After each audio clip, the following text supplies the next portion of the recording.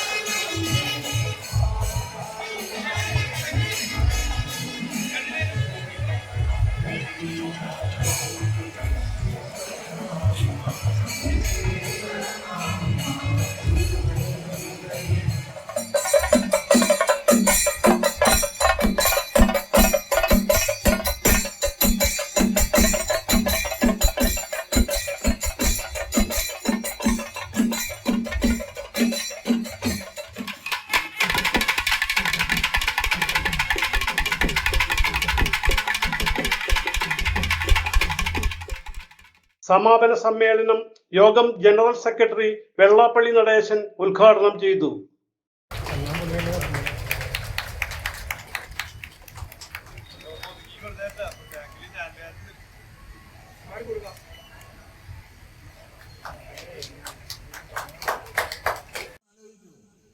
കേരളം ഉണ്ടായിട്ട് ഒരു തുടർ ഭരണം 2 പ്രാവശ്യം ഒരു പാർട്ടിയുടെ ഭരിച്ചിട്ടില്ല. അത് കമ്മ്യൂണിസ്റ്റ് പാർട്ടിയുടെ LDF മാത്രമാണ്. കോൺഗ്രസ് ഭരിച്ചിട്ടില്ല. അപ്പോൾ ഒന്ന് കോൺഗ്രസ് ഭരിച്ചിട്ട് അടുത്ത പ്രാവശ്യം LDF ഭരിച്ചതിനോട് കോൺഗ്രസ്.